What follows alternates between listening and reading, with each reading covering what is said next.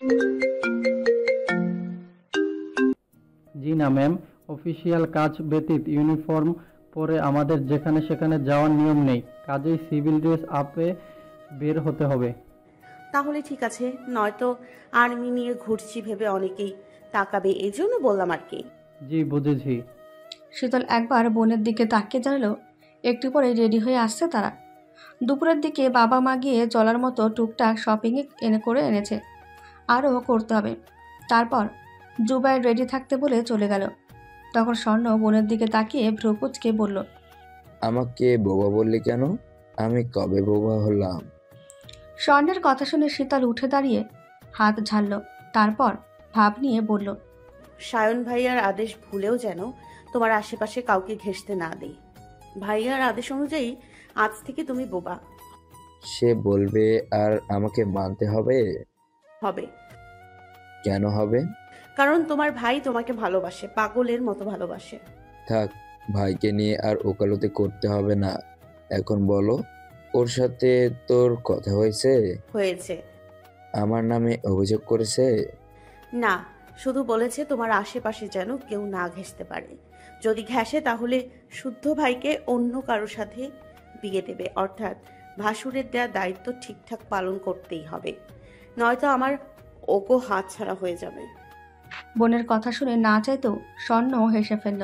তারপর দুই বোন গল্পে গল্পে রেডি হতে শাহাদাত চৌধুরী বলল, যাচ্ছে মা, যাও। জুবাইয়ের দায়িত্ববান ছেলে, আশা করছি সমস্যা হবে না। আর যা লাগবে জুবাইরকে বলবে, কেমন? আর হ্যাঁ, বলতেই ভুলে গেছি, সে কিন্তু নিজেও মেজর। আশা করি তাকে সম্মান করবে, সম্মান দিয়ে কথা বলবে। জুবাইর মেজর শুনে শীতল অবাক হয়ে বোনের দিকে তাকালো।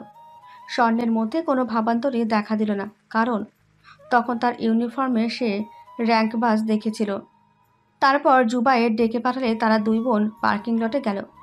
নামি দামি গাড়িতে হেলান দিয়ে সিভিল গেট আপে তাদের জন্য অপেক্ষা করছিল জুবাইর। তাদের দেখে নিজেই হাসি মুখে গাড়ির দরজা খুলে দিল। বলা বাহুল্য, আর্মি কাট করা চুলের ছেলেটা যথেষ্ট সুদর্শন মিশুকে, তবে কথা বলছে, মজা করছে মেপে বুঝে। বের হওয়ার আগ মুহূর্তে শুদ্ধর একটা মেসেজ পেয়েই শীতলের মনটা ভালো হয়ে গেল। বেড়াতে যাওয়ার কথা শুনে শুদ্ধকেও জানিয়েছে। জবাবে তার ঘাড়তারা পুরুষ বলেছে, হিজাব পরে ভদ্রবেশে বের হবেন, আর যার তার সাথে কিলকিল করা থেকে বিরত থাকবেন। একটা অভিযোগ যদি কানে আসে, পিঠের চেলাকেঠার বাড়ি একটাও কম পড়বে না বলে দিলাম। আগে শুদ্ধ যখন এই ধরনের কথা বলতো খুব রাগ করত, মনে মনে গালি দিত, কিন্তু এখন বোঝে এসবের আড়ালেও ভালোবাসা লুকিয়ে আছে। ভদ্রতার খাতিরে টুকটাক কথা বলছে জুবাইরের সাথে, তাদেরকে এটা ওটা দেখাচ্ছে, চিনাচ্ছে। মজার ব্যাপার হচ্ছে স্বর্ণ কথা বলতে পারে তা জুবাইর জানে, এবং এটাও জানে এদের দুই বোনের একজন চঞ্চল তো আরেকজন খুবই শান্ত। সেই হিসাবে দুজনের কথা হচ্ছে। এদিকে জুবাইরের আদেশ পেয়ে কয়েকজন আর্মি সৈনিক সিভিলে পতেঙ্গায় উপস্থিত হয়ে জায়গা বেছে নিয়ে খুব সুন্দর করে সাজিয়েছে। সমুদ্রের পা ভেজানো যাবে এবং স্পেশালভাবে স্বাগত জানানোর ব্যবস্থাও করেছে, যেখানে ভিড়ভাট্টা থাকবে না, হই হট্টগোল থাকবে না। এদিকে এটা ওটা দেখতে দেখতে যেতে যেতেই মাগরিবের আজান হয়ে গেল, জ্যামে বাধা পেল। তারপর ধীরে ধীরে যখন পৌঁছলো তখন রাত প্রায় 8:30। রাত হয়ে গেলে সমুদ্র দেখতে পারবে না ভেবে শীতল মুখটা ভোঁতা করে বোনের দিকে তাকালো। এদিকে স্বর্ণ গাড়িতে উঠে কড়া দৃষ্টিতে খেয়াল রাখছে জুবাইরের প্রতি। এর মধ্যে খ্যাপলা কিছু দেখলে গুজে রাখা ছুরি বসাতে দ্বিধা করবে না। কাছের মানুষগুলো ভালো, সবাই সবাই খুব বিশ্বস্ত, তবুও অন্ধবিশ্বাস কাউকে নয়। সে বরাবরই একটু কঠিন থাকে, তিক্ত কাজ তিক্ত কথাগুলো আগে করে, ভাবে, বলে। পছন্দের তালিকা দখল করেছে। বাবার পরিচিত এই লোকটা তাদের নয়, আর বাবা মাও যে বিশেষ কারণে তাদেরকে একসাথে পাঠিয়েছে এটা বুঝতে তার কষ্ট করতে হয়নি, বরং বুঝে ফেলে তার ছেলের হাসি হেসেছে। গাড়ি থামলে তারা একে একে সবাই নামলো। একটু পথ হেঁটে সামনে এগোতেই দমকা বাতাসে শরীর জুড়িয়ে দিল। উঠতে লাগলো পরনের ড্রেস। আকাশটা আজ গম্ভীর হয়ে আছে, চাঁদ নেই, তারা নেই, জ্যোৎস্না নেই। কেমন যেন থমথম হয়ে আছে আকাশের অবস্থা। লাইটের ঝলকানিতে দেখা যাচ্ছে সমুদ্রের কোল ঘেঁষে সিমেন্টের ব্লক রাখা। শীতল ব্লকের ওপর বসে পা ভেজাতে ভেজাতে আশেপাশে তাকালো। আকাশের অবস্থা থেকে তেমন লোকজন নেই বোধহয়, তবে তার কেন জানি ভালো লাগছে। আর এই ভালো লাগাটা দ্বিগুণ হতো যখন পাশে তার বিশুদ্ধ পুরুষটাকে পেত। আবার বিশুদ্ধকে মনে পড়ায় সে মনে মনে বলল, শুনছো হে সমুদ্র, আজকে আমি একা পা ভেজালাম, খুব তাড়াতাড়ি আমার বিশুদ্ধ পুরুষকে নিয়ে আসব। তোমার সঙ্গে তার পরিচয় করিয়ে দিব। প্রথম খ্যাচ খ্যাচ করলেও পরে দেখবে আমার পুরুষটা খুব উদার মনের। সে একজন পাহাড় লাভার হলেও সমুদ্রকেও অনীহা করবে না, বরং তোমাকেও সাদরে গ্রহণ করবে। তখন আমরা দুজন দুজনার হাতে হাত রেখে একসাথে সমুদ্রে পা ভেজাবো। অতঃপর সেখানে অনেকক্ষণ সময় কাটালো তারা।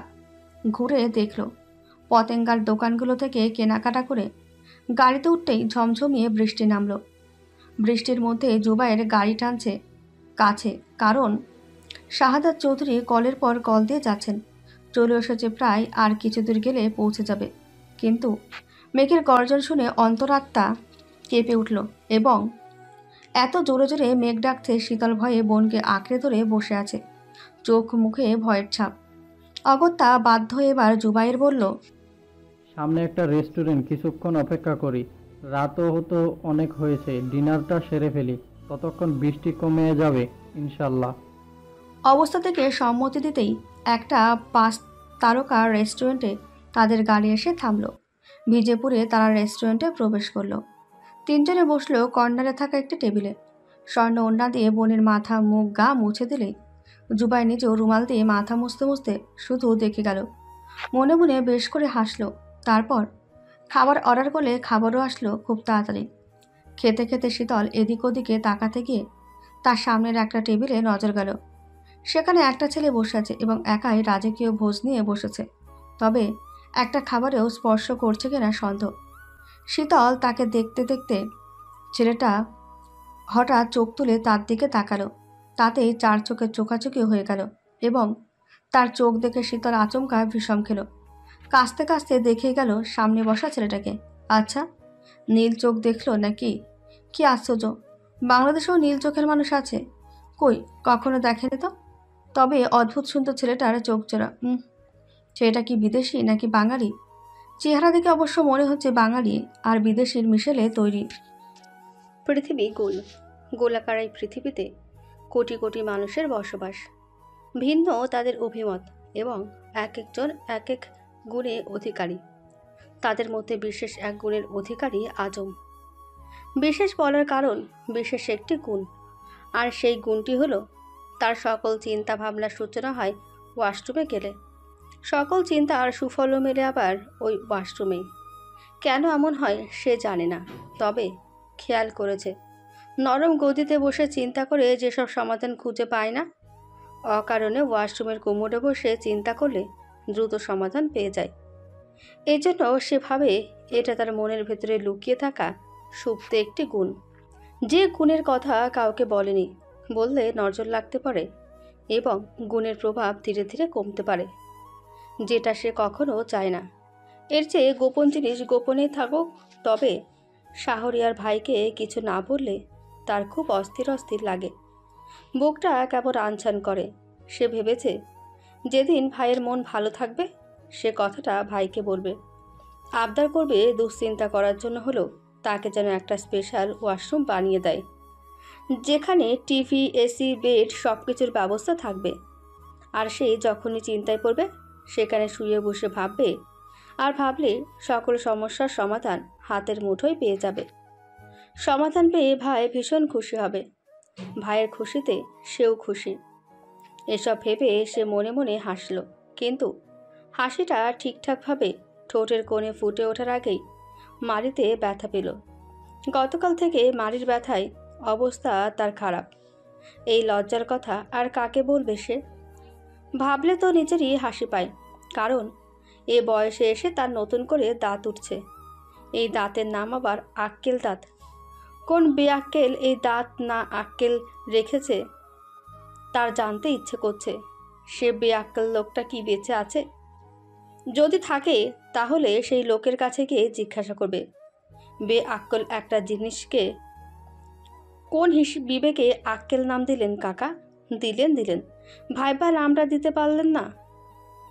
আর পারলেন না তো এই আকামের দায়িত্ব আপনারে নিতে কইছে কেডাই?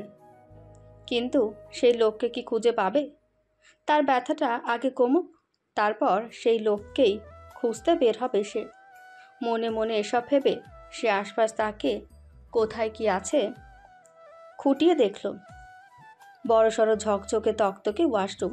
আসলে মানুষের এত এত টাকা থাকলে যা হয়, নয়তো কে আবার হাগার জায়গায় এত টাকা খরচ করে? যতই টাকা খরচ করুক, ফেলে যায় তো ওই দুর্গন্ধযুক্ত মাল মশলা। বাগে শাহরিয়ার ভাইয়ের সাথে কাজ করার সুযোগ পেয়েছিল, নয়তো এত দামি ওয়াশরুমে হাগার শখ অপূর্ণই থেকে যেত। অবশ্য এজন্য ভাইকে একদিন ট্রিট দিলে মন্দ হয় না। ভাই জিজ্ঞাসা করলে বলবে হাগার ট্রিট। আর এই বিশেষ ট্রিট এর আগে কেউ কাউকে দিয়েছে কি না জানে না, তবে সে দেবে। বাংলা ইতিহাসে এই ট্রিট দিয়েই ইতিহাসের পাতায় নিজের নাম লেখাবে। পরের প্রজন্ম আগ্রহ নিয়ে জানতে চাইবে এই অদ্ভুত ট্রিটের আবিষ্কারক কে। তখন অভিভাবকরা গর্ব করে বলবে, আমাদের গর্বিত দেশের গর্বিত এক সন্তান আজম আলী সৈকত। এদিকে ঘড়ির কাঁটা যে টিকটক করে এগিয়ে চলেছে, সেদিকে কোনো হুঁশ নেই তার।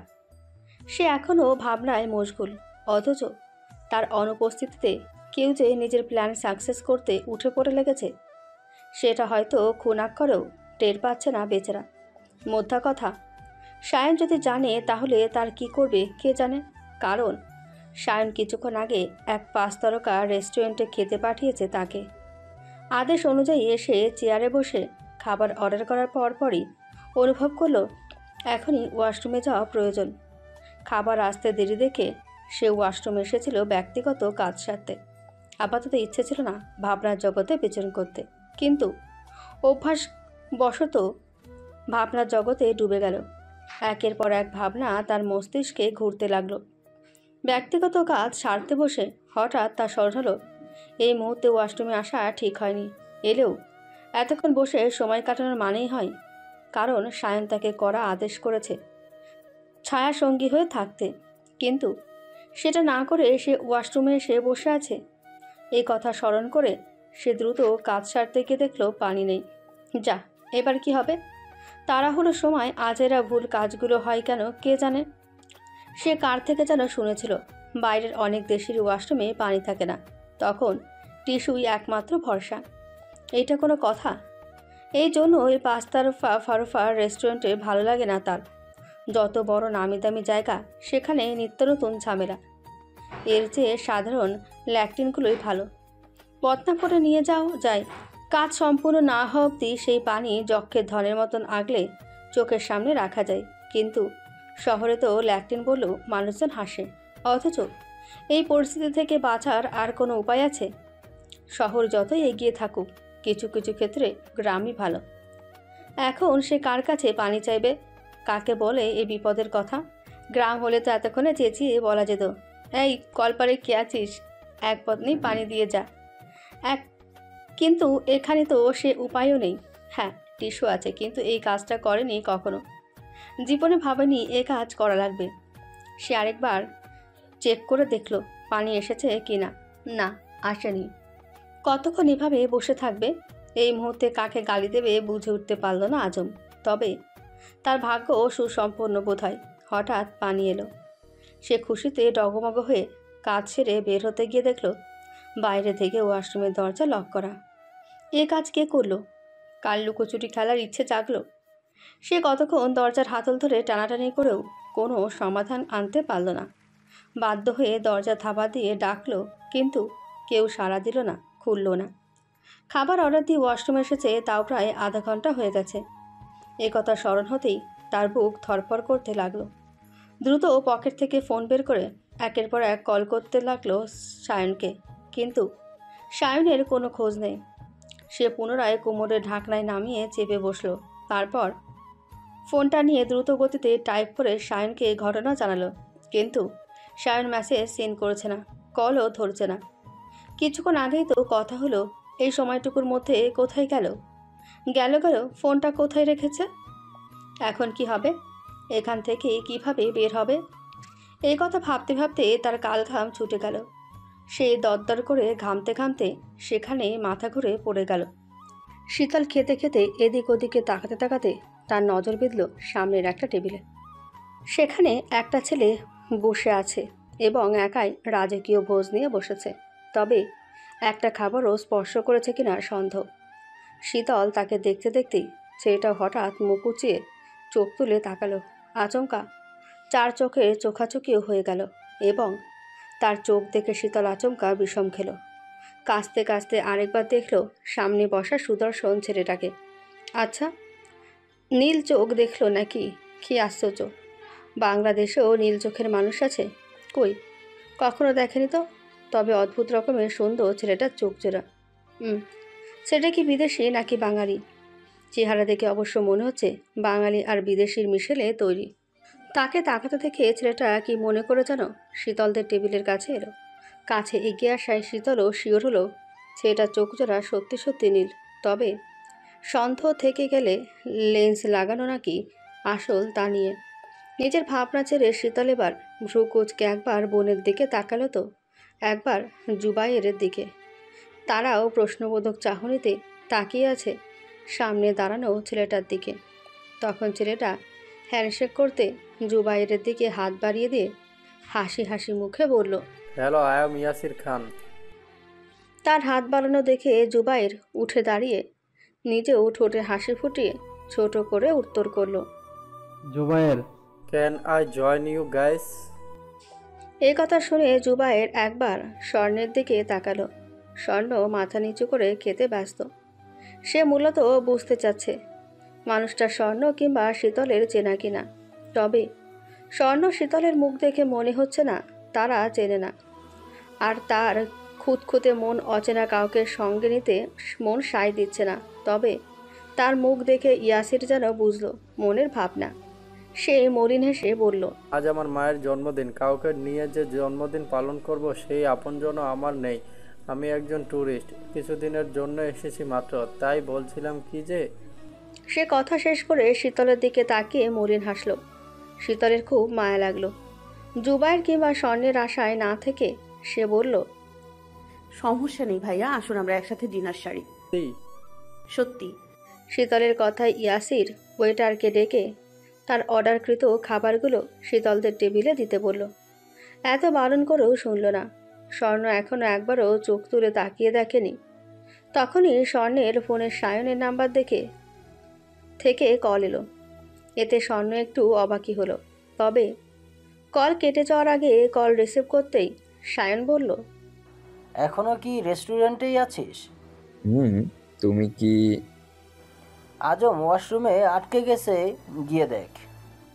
মানে গিয়ে দেখ হারামজাদা বেঁচে আছে নাকি পটল তুলেছে।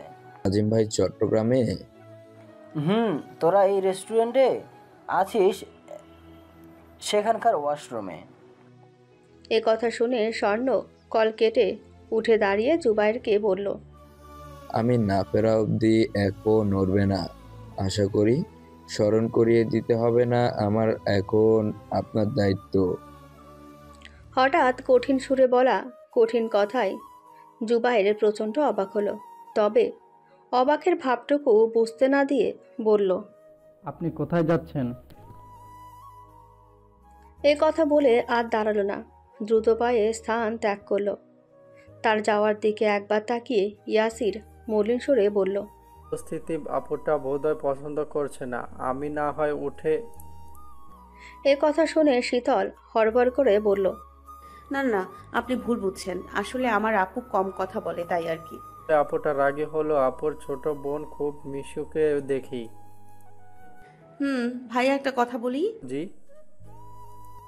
শীতল এবার বিস্ময় নিয়ে তাকাতেই ইয়াসির হো হো করে হেসে উঠল। শীতল আরেক দফা অবাক হলো ইয়াসিরের গজ দাঁত দেখে। মনে মনে একটু আফসোস হলো তার বিশুদ্ধ পুরুষটা এভাবে হাসে না কেন ভেবে। তবে এই পুরুষটার হাসি দেখে মনে হচ্ছে খুব ভালো একজন মানুষ সে। যে প্রাণ খোলাভাবে হাসতে পারে তার মনে কি নোংরা থাকতে পারে? এই কথা ভেবে সে নিজেই হেসে আগ্রহ নিয়ে বলল, তার মানে আপনার চোখ কি সত্যি সত্যি নীল? খুবই সুন্দর, কিন্তু দেখে মনে হচ্ছে পুরোপুরি বাঙালি না।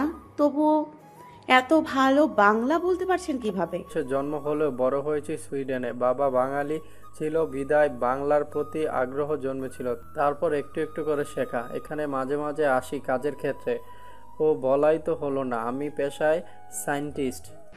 বলেন কি? আমার ভাইয়াও তো নামকরা সায়েন্টিস্ট। নাকি? তা আপনার ভাইয়ের নামটা কি জানতে পারি? অবশ্যই, ভাইয়ার নাম সোহাইব শুদ্ধ। তো শুদ্ধ শুদ্ধ না, এই নামে কাউকে চিনি বলে মনে করতে পারছি না। তবে কর্ম যখন এক চিনে নিতে আর কতক্ষণ। তাদের এসব আলাপ জুবাইরের কেন জানি পছন্দ হচ্ছে না। সে তীক্ষ্ণ দৃষ্টিতে পরখ করছে সামনে বসা সুদর্শন পুরুষটাকে। তখন কিছু মনে না হলেও এখন কেন জানি খটকা লাগছে। তাকে ঘন ঘন তাকাতে দেখেও ইয়াসির পাত্তা দিল না। নিজে হাতে শীতলের প্লেটে এটা ওটা তুলে দিতে দিতে গল্পে ডুবে রইল।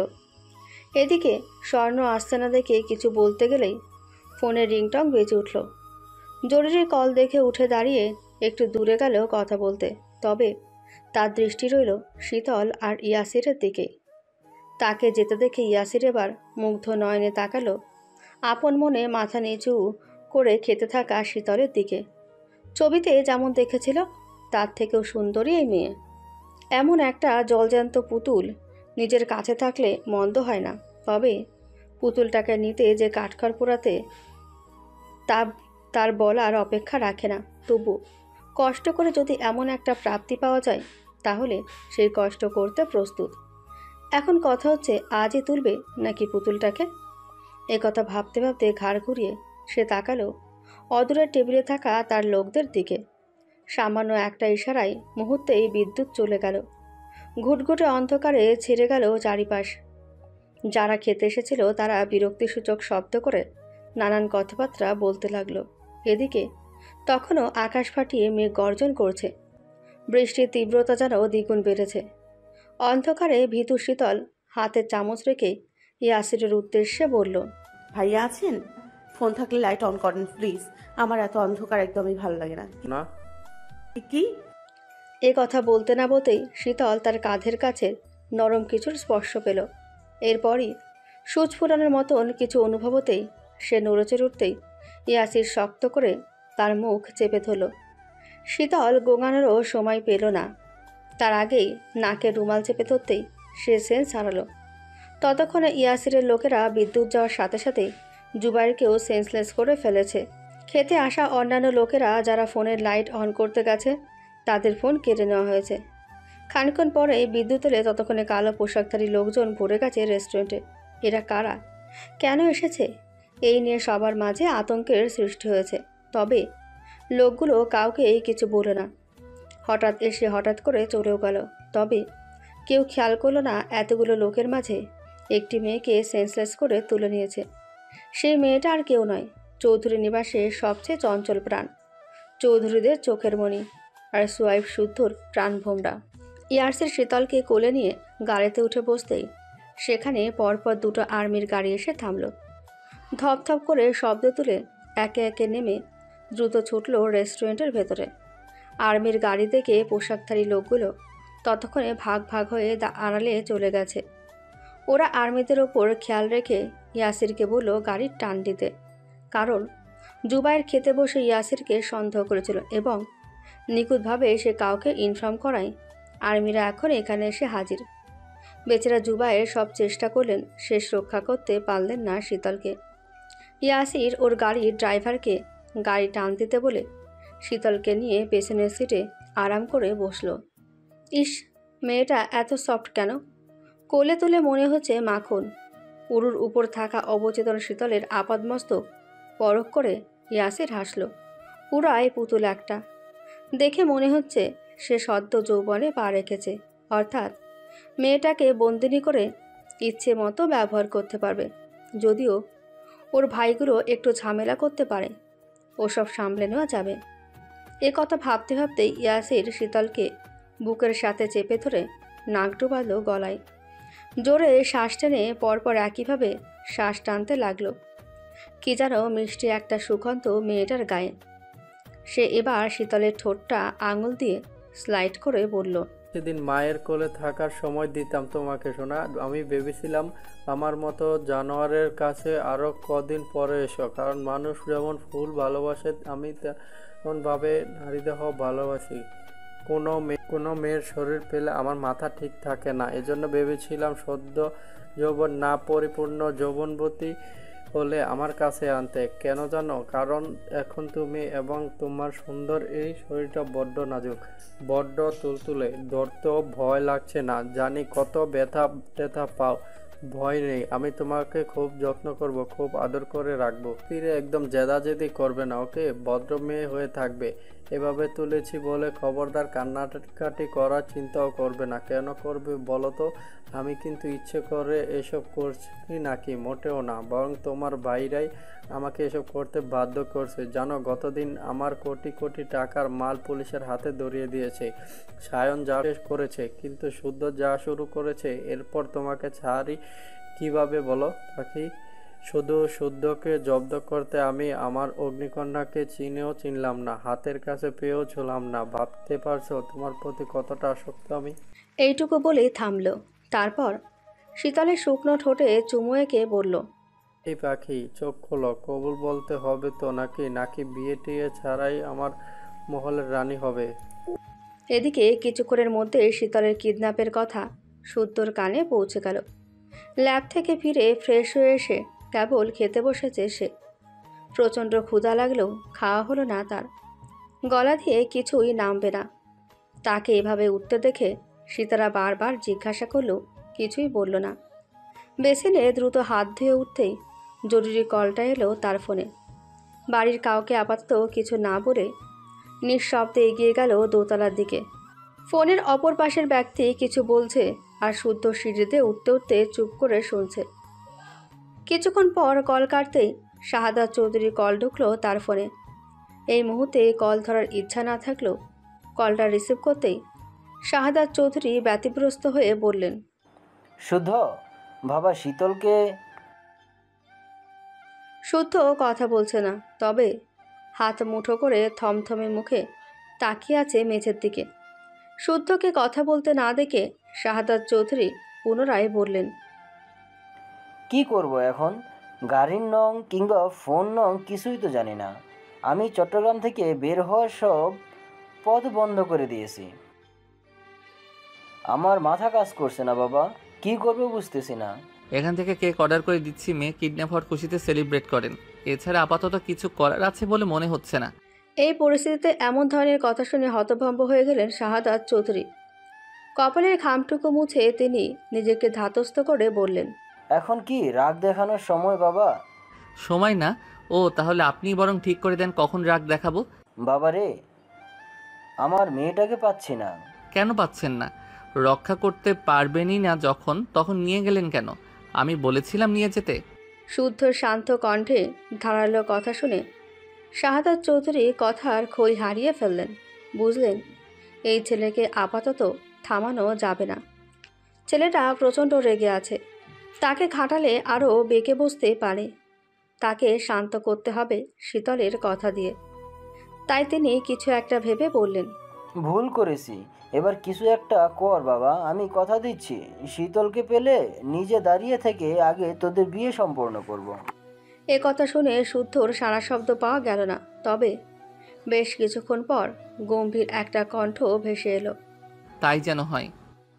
এরপরই কল কেটে যে অবস্থায় ছিল সেই অবস্থাতেই বের হয়ে সায়নের পার্টি অফিসে গেল। গিয়ে দেখে সায়ন ফোন কানে ধরে গালাগাল করেছে কাউকে। গালির ধরন আর কথা শুনে বুঝল আজমকে। তাকে দেখেও সায়ন থামল না, সমানে বলে গেল, ওই মাদারচোদ, তোকে আমি রেস্টুরেন্টের ওয়েলকাম ড্রিঙ্কস গেলার জন্য পাঠিয়েছিলাম। তোকে বলছিলাম না সতর্ক থাকতে? বলছিলাম না যে আমাদের পদে পদে বিপদ হলেও কাউকে বিশ্বাস করতে নেই? এতবার বলার পরও তুই একই ভুল কেন করলি? শহরের চাকচিক্য দেখে মাথা ঠিক ছিল না। তোরে পাঠিয়েছিলাম ওসব সাউয়া দেখতে। তুই ওই খানকির পোলা ওই। এখন তোর কোনো বাপে আমার বোনকে এনে দেবে। আমার বোনের যদি কিছু হয় তাহলে তোর পিছন দিয়ে ওয়েলকাম ড্রিঙ্কস না ঢুকিয়েছি তো আমার নামও শয়ন না। আমিও দেখব কতটা লোড নিতে পারিস হারামজাদা। এ কথা বলে সায়ন কল কেটে ভাইয়ের কাঁধে হাত রেখে শান্ত সুরে বলল, ভাইয়া আছি না, একটু সময় দিয়ে দেখবি সব ঠিক হয়ে যাবে। তা তো হতেই হবে, তবে এবার ওই বাস্টার্ডটাকে উচিত শিক্ষা দিয়েই ছাড়ব। যদি না পারি আমার নামে কুকুর পোষো। এ কথা বলে শুদ্ধ সায়নকে নিয়ে দ্রুত বেরিয়ে পড়ল। তবে কোথায় গেল সায়ন জানে না। ভাই যে প্রচণ্ড খেপেছে বুঝতে বাকি নেই তার। মায়াও লাগলো ইয়াসিরের জন্য।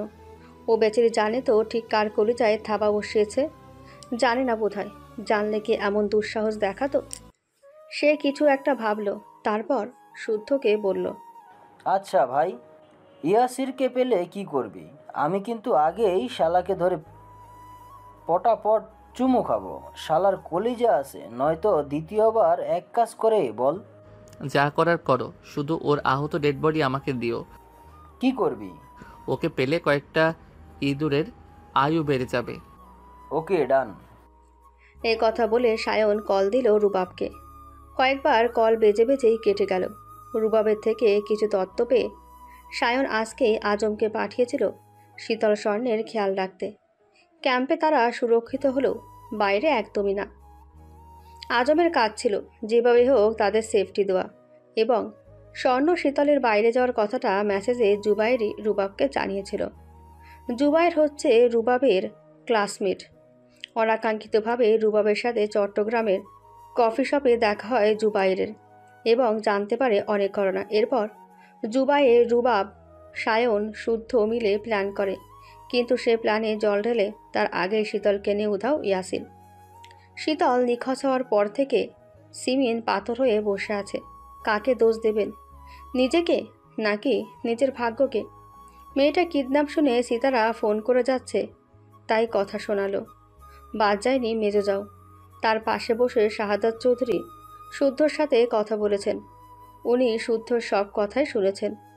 সূক্ষ্ম একটা তাচ্ছিল্য ছিল শুদ্ধর কথার মাঝে। সত্যি তো, রক্ষা করতে পারবে না তো নিয়ে গেল কেন? কিন্তু ছেলেটাকে উনি বোঝাবে কিভাবে? এখানে আসার কারণ মোটেও একটা নয়, বরং এমন কিছু কারণ আছে যেগুলো উনি বুকের ভেতরে চাপা রেখেছেন। সেসব বুক চাপা ঘটনা ওনার বুকটাকে ক্ষত বিক্ষত করে প্রতিনিয়ত। মনে মনে কথা ভাবতে ভাবতে ওনার চোখ দিয়ে জল গড়িয়ে গেল। মাথার মধ্যে ঘুরপাক খেতে লাগলো কয়েক মাস আগের ঘটনা। দিনটা ছিল সারাফাত চৌধুরীর মায়ের প্রয়াত বার্ষিকী। ওই দেখ, সাদা পাঞ্জাবি পিন্দা আছে, ওইটা সিতারা সুডু পোলা, নাম সুহাইব সিদ্ধ, নাম করা বিজ্ঞানী, পেপারে আবার ছবি টবিও বাইর হয়, মস্ত মস্ত জিনিস তৈয়ার করে। পোলাটা দেখতে যেমন রাজা রাজা ভাব, তাই না?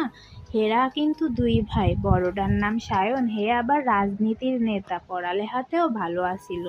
আমাগো রীতার জুড়ি ওই সায়ন। রীতা তো ক্লাসে ফেল করে গফুর বেটার লগে পালাইয়া গেল, এখন নিচে ভাত রাইন্দা খায়। হেই সেরি বহুত সুন্দর আছিল, তাই নিজের পায়ে নিজে কুড়াল মারছে। কপাল পরি শুদ্ধ সায়নের মতন পোলারে চোখে দেখতে পায় না। না, সে ল্যাংটা বাবার লগে ওর পরে দেখলে মন কাছে চায়, মনে চায় কাছে ডাইকা দুইখানা থাপ্পড় দিয়া ভিটামিনের ওষুধ কিন্না দি। তয় জিডাই কইস, আমাগো সীতারা দুই পোলা যেমনই সুন্দর তেমনই সুন্দর তাগো ব্যবহার। ইরাম যদি একখান নাচ জামাই পাইতাম। বাড়ি ভর্তি অনেক মেহমান বিধায় সাবধানে কথাগুলো বললেন ষাটোর্ধ্ব বয়সী জয়নব বেগম। ওনার বয়সে আরও কয়েকজন সঙ্গে আছেন। উনি আশেপাশে তাকিয়ে হাতে থাকা টুথপিক দিয়ে মাড়ির দাঁতগুলো খুঁচিয়ে নিলেন। দাঁতের ফাঁকে সুপারি ঢুকে গেলে খুব ব্যথা করে, তাই যখনই পান খান হাতে একটা টুথপিক রাখেন।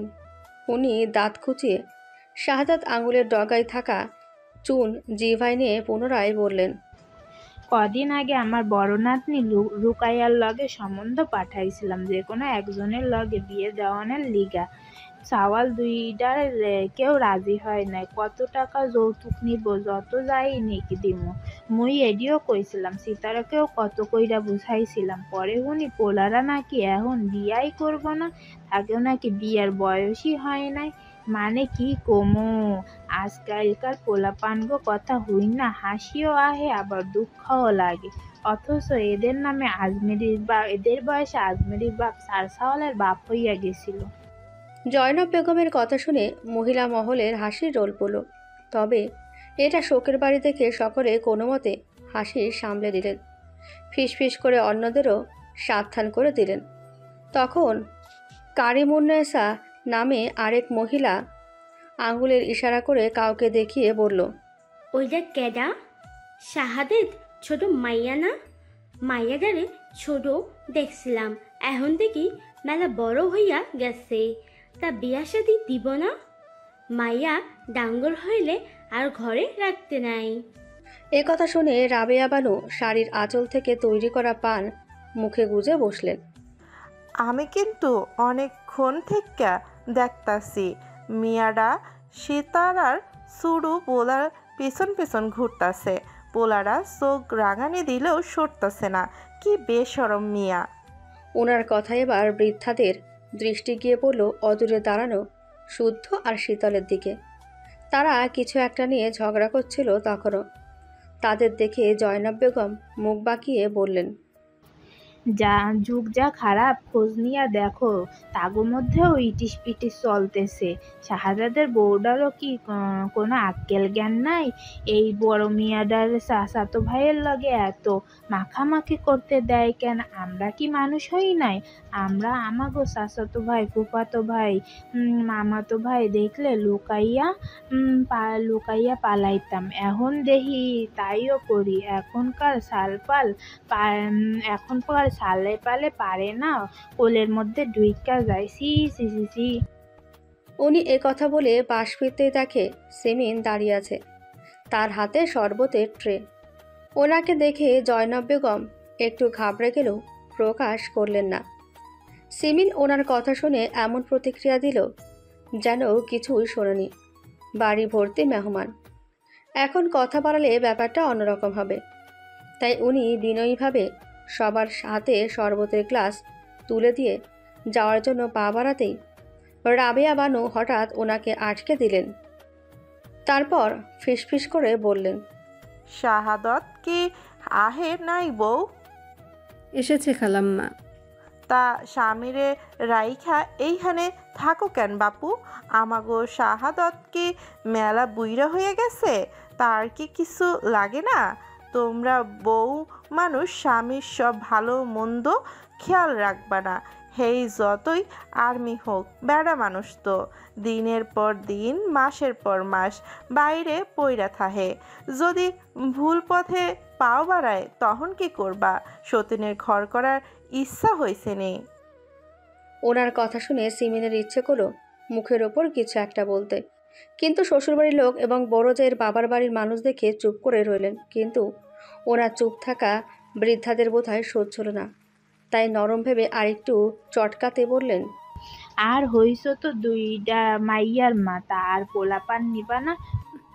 না, আল্লাহ আমার মেয়ে দুইটার আয়ু বাড়িয়ে দিক, তারা ভালো থাক।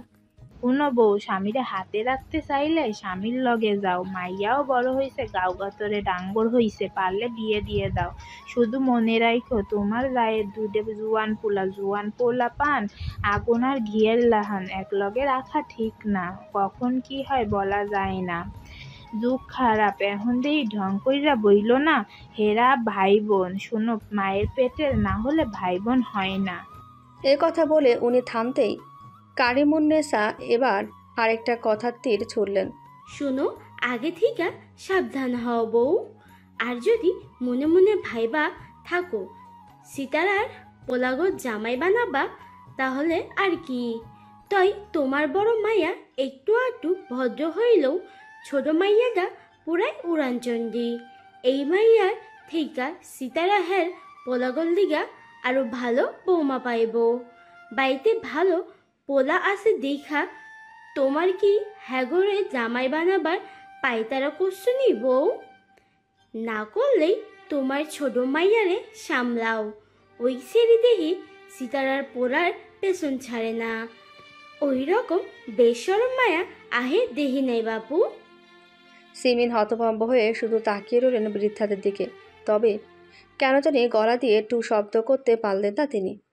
মাথা নিচু করে চলে যেতে যেতে আরেকটা কথা ওনার কানে গেল। জয়নাব আর কারিমুন্নেসা এত কথা বলল দেখে রাবিয়া বানু ফোরন কেটে বললেন, এরা যা মন যায় করুক, আমরা কথা না বাড়াই। ওই বউরারে সাবধান করার কথা আসিল, তোমরা করলা। এখন শুনলে ভালা, না শুনলে রেডি থাকুক আরেকটা কিস্সা ঘটানোর। মাগি পাইরা রাখছে, এখন জায়ের দুই পোলার পেছনে লেলিয়ে দিক। পর মায়েও সকালে গোসল দিয়া বাইর হইয়া রান্নাঘরে যাইব, আবার তার সেরিরাও ফরজ গোসল দিয়া একই রান্নাঘরে ঢুকবো। মাও সেরিরা মিলা ভেজা চুলে সংসারের কাজ সারব। সি সি সি সি সি মিল্লা নিও, এই কাহিনী ঘটব নে। এ কথা শুনে সিমিনের পা চলছিল না। খুব ইচ্ছে করছিল হাউ মাউ করে কাঁদতে। মেয়ের মায়েদের এত দোষ কেন? এত কথা শুনতে হয় কেন? পরপর দুই মেয়ে হওয়ার কারণে অনেক কথাই শুনতে হয়। এজন্য উনি কখনো মেয়ে দুটোকে প্রশ্রয় দেন না। স্বর্ণ বুঝতা, তাকে কিছু বলতে হয় না, কিন্তু শীতলটা কোনো কথাই শোনে না। মেয়েটা বুঝতে চায় না আগের মতো ছোট নেই। আগের মতো ভাইয়া ভাইয়া করে সায়ন শুদ্ধর কাছে যাওয়া মানায় না। সে এখন গায়ে গতরে বড় হয়েছে। সময় এসেছে কিছু সম্পর্কে দূরত্ব টানার। কয়েক মাস আগে চৌধুরী নিবাসে ওনার শাশুড়ির মৃত্যুবার্ষিকীর দিনের এই ঘটনাখানায় সিমিনের মনের গভীরভাবে দাগ কেটেছিল। বৃদ্ধাদের কটু কথা শুনে ভেতরটা জখম হয়েছিল তীব্রভাবে। সেদিন থেকে উনি নিজের সাথে শপথ করেছিলেন, যাই হোক বৃদ্ধাদের নোংরা কথাগুলো সত্যি হতে দেবেন না। হ্যাঁ, উনি যে শুদ্ধ আর সায়নকে ভীষণ ভালোবাসে এ কথাও অস্বীকার করতে পারবেন না। তবে জামাতে হিসেবে গ্রহণও করবেন না, তাহলে সমাজকে জিতিয়ে দেওয়া হবে, সব কটু কথার জয় হবে। এছাড়া উনি জেনে গেছেন ওনার মেয়ে দুটো হবে ছেলে দুটোর প্রাণনাশের কারণ। তাদের চারজনের ভালোবাসার বন্ধনই ভাঙবে সারাফাত ও শাহাদাত চৌধুরী পবিত্র বন্ধন।